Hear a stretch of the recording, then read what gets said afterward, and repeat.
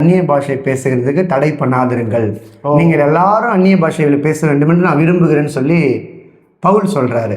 பவுல் பரிசுத்த ஆவியானவர் மூலமா பார்த்தீங்கன்னா சொல்றாரு எல்லாரும் அந்நிய பாஷை பெற்றுக்கொள்ளணும். ஏன்னா ஒருத்தவங்களுக்கும் அந்த அந்நிய பாஷைன்றது ரொம்ப முக்கியம்.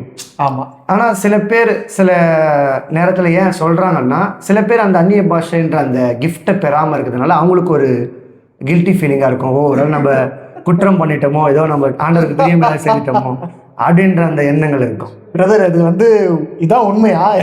நிச்சயமா நமக்கு அந்த பாஷை தைரியத்தில் இப்படி நீங்கள் சொல்கிறீங்க. ஆமாம், எந்த தைரியத்தில்னு பார்த்தீங்கன்னா நம்ம அந்த வாசையை பெற்றிருக்கோம் ஆண்டவரோட கிருபையில. நான் கேட்கல, ஆனால் அது ஆண்டவர் கொடுத்துருக்காரு. இல்லை, நான் தப்பா சொல்ல வரல. இப்போ இதை பேசுறதுக்கு ஒரு தைரியம் வேணும்ல. கண்டிப்பா, அதுதான் அபிஷேகம். கரெக்டா சொன்ன பாருங்க. அதுதான் நான் இப்போ இந்த லெவலுக்கு நீங்க பேசுறதுக்கே கஷ்டப்படுறத நான் சொல்றேன். நீங்க கண்டிப்பா இப்போ ஒரு விஷயத்த இப்படி ஒண்ணு சொல்றாங்க, இன்னொன்னு பண்றாங்கன்னு அவங்க கிட்ட கேட்கறேன். ஒரு விஷயம் இப்ப நான் சொன்ன சொல்றீங்களா, அது ஒரு பெரிய விஷயம்.